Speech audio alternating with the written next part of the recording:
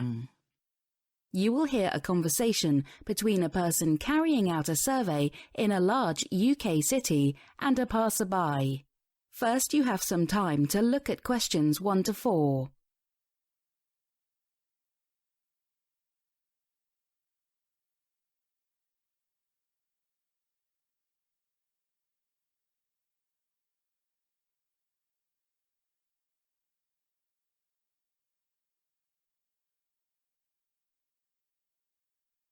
And answer questions 1 to 4. Excuse me, are you in a hurry? I wonder if I could have a few minutes of your time? No problem, I'm not in a rush. Okay, good. Just to introduce myself, I'm Jim, and I work for a company called Survey UK. As our name suggests, we carry out surveys all over the country, asking people about their habits and lifestyle choices. Sounds interesting.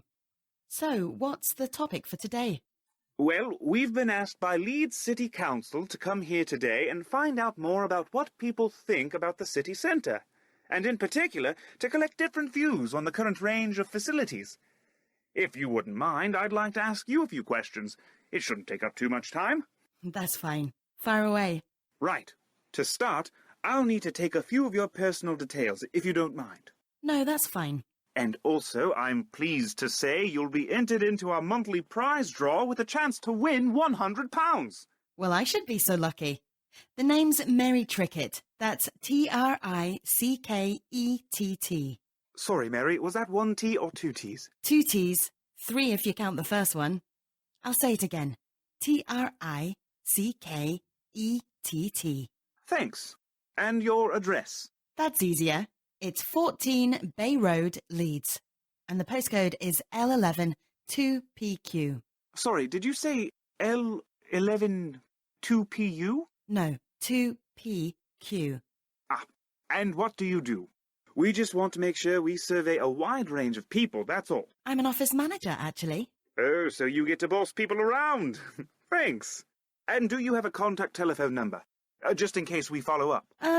Well, I'd rather not give it to you if you don't mind. I get enough phone calls as it is. Well, actually, I suppose I could give you my work number. 282-02830. Oh, that's easy to remember. 28202830. Thanks. And do you have an email address? We're going to be sending everyone the results of the survey. Yeah, it's leedsmary1977@ukmail.com. Great. Thanks. Before you hear the rest of the conversation, you have some time to look at questions 5 to 10.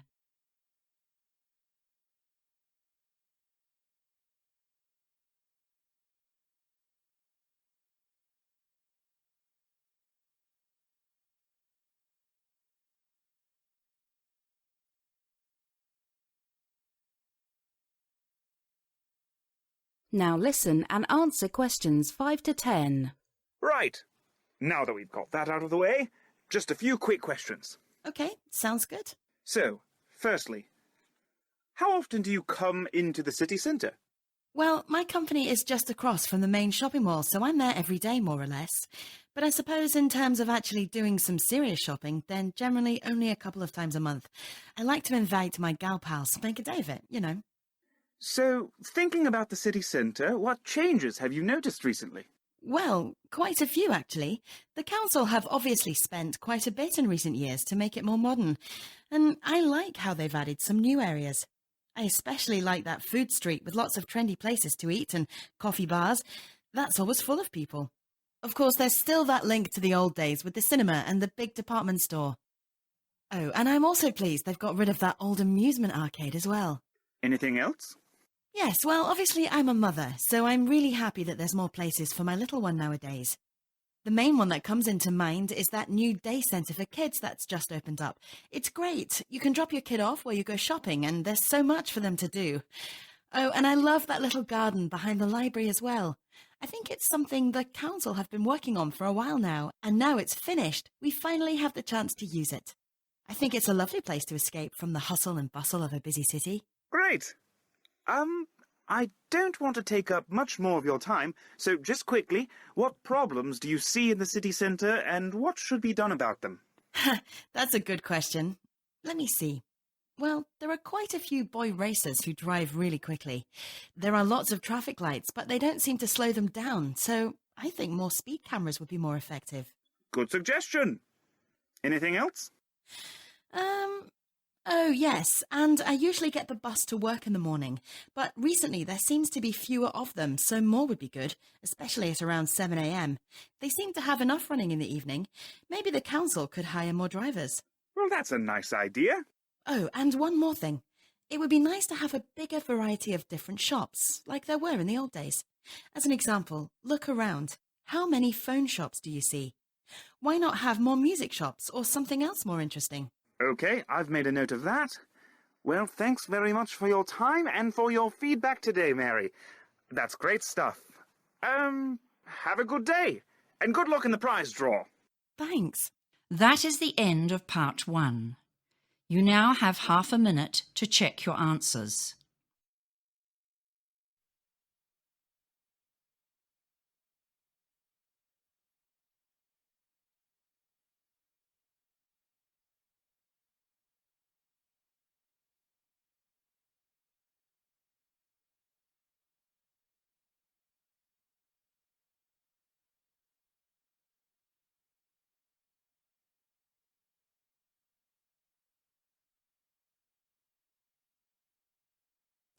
Now turn to part 2.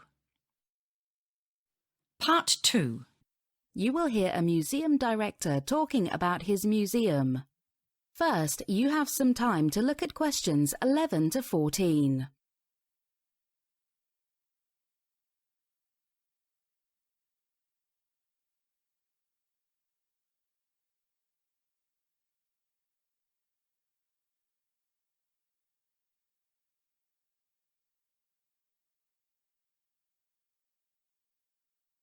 Listen carefully and answer questions 11 to 14.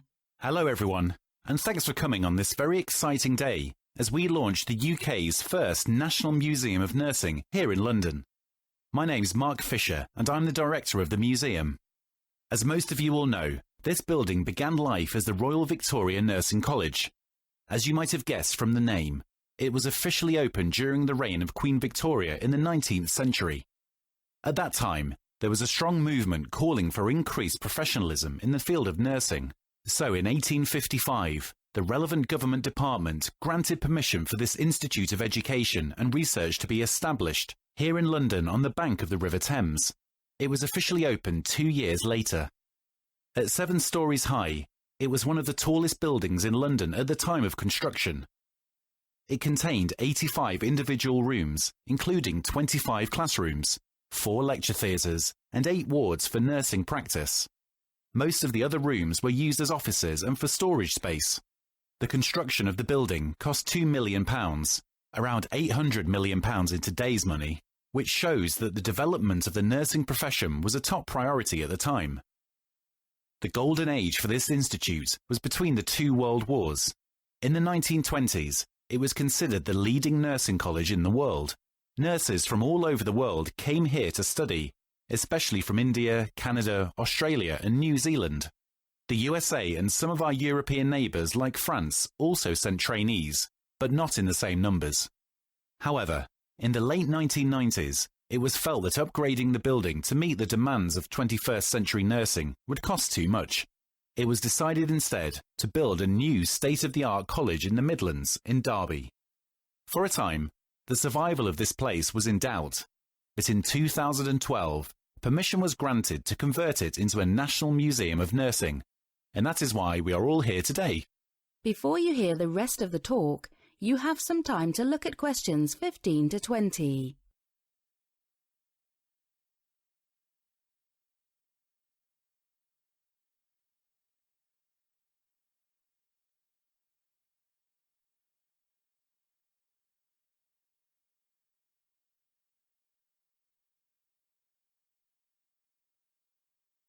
Now listen and answer questions 15 to 20. So, that's some information about the history of the building and why it was so important to continue its legacy.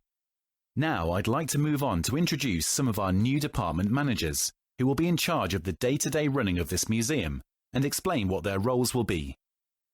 First, please welcome Susan Jones, who will be responsible for media relations.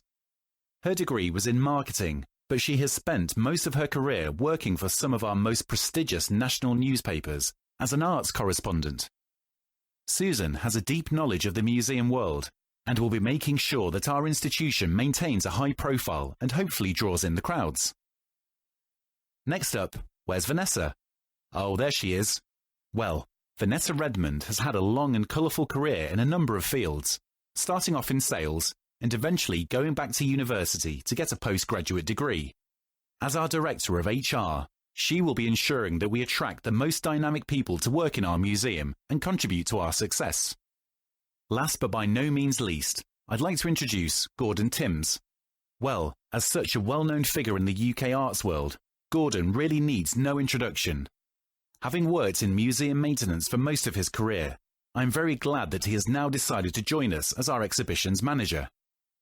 This will be an important focus for our museum, especially during the initial period as we try to get as many people through the door as possible and spread the word. We already have a number of exciting projects in the pipeline, and Gordon will be telling you more about those in due course. Before I finish today, I'd just like to point you in the direction of our new monthly lecture event. Starting from next month, we will be inviting prominent speakers to give talks on a nursing-related topic, always beginning at 7 p.m. To kick things off, I will be giving a talk on the college's achievements in nursing research dating back to the 19th century. That will be held next month, September the 15th. The following month on the 10th, Mrs. Margaret Hall, who has spent most of her career in Singapore, will be reporting to us on a fascinating year she recently spent in the Indian countryside. And on November the 12th, Mrs. Nigella Smith, who has written a number of well-known books on nursing, will be giving us her views on nursing's future, which is also the topic of her new publication. Do come along. Tickets are free on a first-come, first-served basis. Well, that's all I'd like to say today. As I said, thanks very much for coming today, and I hope you will continue to support the museum in the future. Now, before we finish, does anyone have any questions? That is the end of part 2. You now have half a minute to check your answers.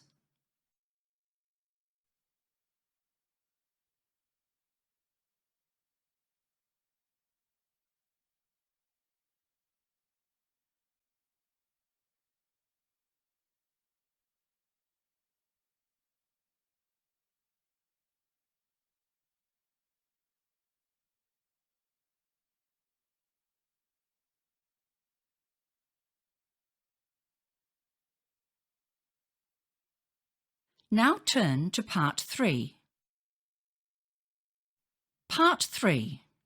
You will hear a conversation between a tutor and two students who are discussing an exchange year spent at an overseas university.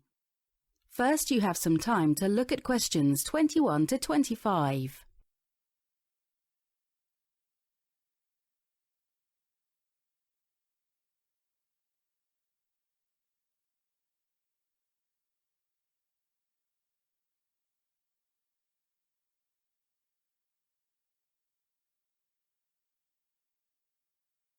Listen carefully and answer questions 21 to 25. Hi Freya, Tom, thanks for coming today. You both spent the last academic year on exchange programs at overseas universities. Now, at the start of this new semester, I'd like to get some feedback from you to help us to provide more support to our exchange students in the future. Does that sound okay? Sounds fine to me. Me too. By the way, where were you, Tom? I was in Germany. Oh, are you a languages student too? I was in Beijing studying Chinese. Wow, cool. Actually, I was studying management. All my lectures were in English and my father's German, so I felt very much at home. I actually wanted to get started by talking about day-to-day challenges. Seems like you were able to adapt quite smoothly, Freya. How about you, Tom? Did you feel that the university provided enough support? Well, yes and no, really. I mean, I did have a meeting with my course tutor, which was quite useful, and I also remember reading some travel guides and the university's own preparation booklet.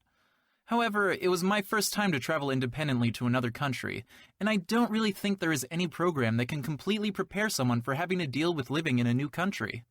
That's true, and in our booklet it does mention the stages of culture shock, especially coping with the most difficult stage, stage 2, which sets in after 2 or 3 months. Yes, the negotiation stage, isn't it? Well, I'd been studying Chinese for a year before I went over to China, and was considered one of the best students in the class. But suddenly, I was in China, and still using English all the time except in the classroom. It just made me feel really frustrated that my Chinese skills were still pretty limited, and that I was too lazy to improve. Like you say, that period around 3 months was really hard. It just seemed like even the simplest things, like going to the shops, were incredibly difficult. But you managed to get through it? Well, I didn't have much choice. Yes, it was a pretty steep learning curve. It was mostly making friends with locals, forcing myself to use Chinese all the time, and getting more involved in campus activities. That did the trick. The second 6 months just flew by, and I can't wait to go back at some point in the future. Great. So overall sounds like a pretty successful year, yeah? Yes, it was, on the whole. Before you hear the rest of the conversation, you have some time to look at questions 26 to 30.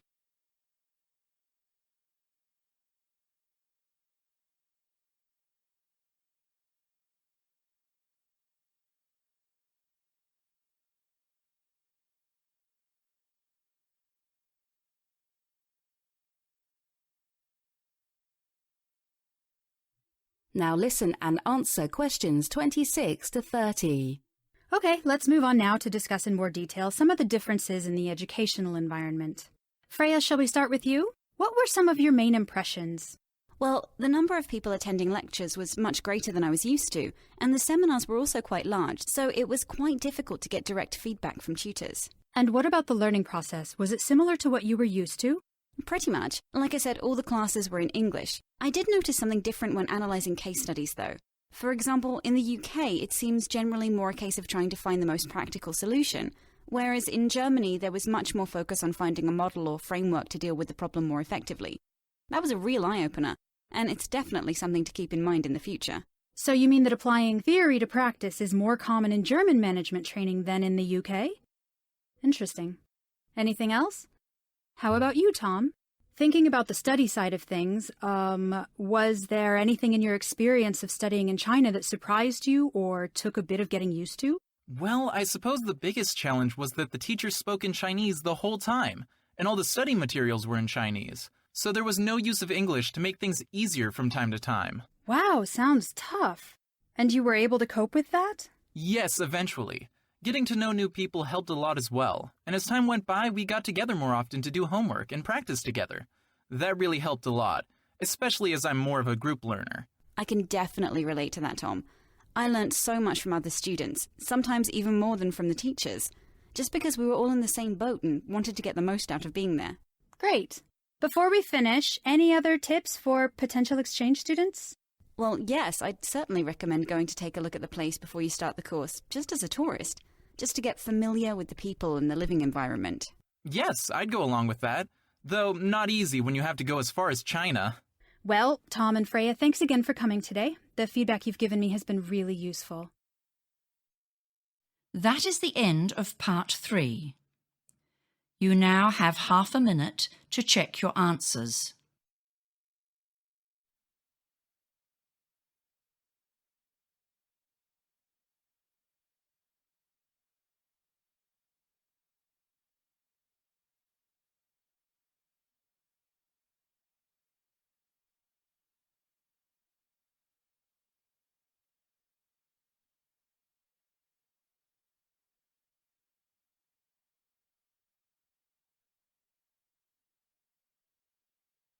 Now turn to part 4.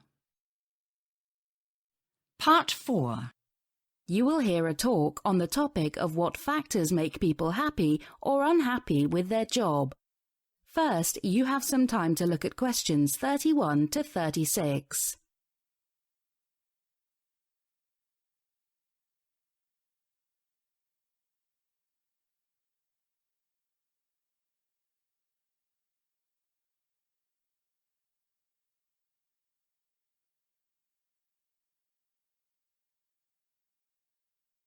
Listen carefully and answer questions 31 to 36. Morning, everyone. This semester, we are focusing on different approaches for understanding how employees can be motivated to perform well at their jobs. Today, we are going to be looking at the theory developed in the 1960s by a German psychologist named Friedrich Herzberg, which has been very influential on management training courses. However, it is not without its drawbacks, as we shall see later. Now, the basic idea that Herzberg developed is that in a given workplace, there are two types of factors at play. On the one hand, there are those factors that create increased job satisfaction, which Herzberg called the motivators. On the other hand, there are those aspects of a job that lead to increased dissatisfaction, which are labeled hygiene factors. Having identified these two factors, these motivators and hygiene factors, Herzberg went on to state that a consequence of his theory was that the underlying reasons for job satisfaction and job dissatisfaction must be understood as independent of each other, hence the common name of this approach, the two-factor theory. Let's firstly consider the former set of factors in more detail. What aspects of a job tend to motivate employees and thus bring about greater job satisfaction? Well, Herzberg's own conclusions were not based on armchair speculation, but rather supported by research carried out within a variety of corporations. Perhaps unsurprisingly, he found that achievement was the number one factor leading to increased satisfaction. Obviously, everyone likes to be a success. This was followed by recognition, that is to say, having one's contribution valued. The work itself, having more responsibility, and personal advancement, such as getting a promotion, completed the list. Now, some of you may have noticed something missing from the list that usually gets included when people give their main reasons for working hard: salary. So, why isn't it there? Well, the answer is that, for Herzberg, salary is not a great motivator because any pay rise will never completely satisfy. Instead, it will eventually give rise to a demand for more money, while insufficient salary will contribute to the employee dissatisfaction. Apart from salary, what are some of the other factors leading to employee dissatisfaction? Well, again, based on Herzberg's research, the findings tell us that company policy and administration, relationship with one's supervisor, work conditions, and how well the employee gets on with colleagues are also key hygiene factors. However, it is perhaps not surprising that how well an individual interacts with the people around them will affect their degree of satisfaction with their job. Okay, so we have looked at the two different types of factors and discussed why, according to the theory, some factors increase employee satisfaction and some contribute to dissatisfaction. Before we move on, are there any questions? Before you hear the rest of the talk, you have some time to look at questions 37 to 40.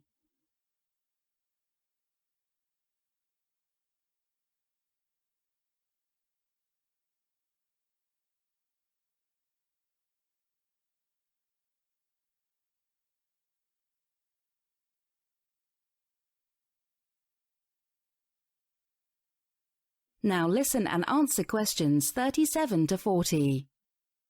Thus, according to the two-factor theory, we can find that there are four possible combinations. The ideal situation is high hygiene and high motivation, which means that employees are stimulated by their work and have few complaints. If only it were so easy. The second scenario is high hygiene and low motivation. Employees have no major issues with their work, but are not driven to improve themselves, and their focus is on the level of salary they receive. The third is low hygiene and high motivation. The job is stimulating and challenging, but the salary and working conditions are inadequate, which means that the employees have a lot of complaints. The fourth and worst set of circumstances is where the employees have both low hygiene and low motivation. This means both that the staff are not motivated and also that they have many complaints. Right, so having discussed the distinction between motivators and hygiene factors, what are some of the consequences of the theory? Well, in terms of increasing employee well-being, Herzberg thought that it was important to eliminate job dissatisfaction first before going on to creating conditions for job satisfaction. This is because otherwise they would work against each other. There are several ways to decrease dissatisfaction, but some of the most important ways are those discussed earlier, such as paying reasonable wages, ensuring employees' job security, and creating a positive culture in the workplace, for example, by using team-building activities. However, eliminating dissatisfaction is only one half of the task of the two-factor theory. The other half would be to increase satisfaction in the workplace.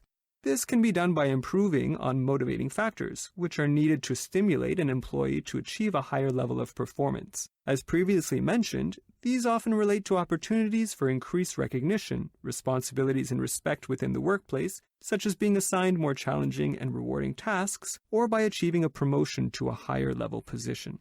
Okay, so in summary, we can see that, according to this theory, what makes the employee happy in their job and what makes them unhappy exist as two separate sets of factors. However, is it really the case that factors relating to employee satisfaction in a workplace can be divided so neatly into two categories? Some critics have suggested otherwise. Let's now move on to look at some of these criticisms, starting with... That is the end of part 4. You now have half a minute to check your answers.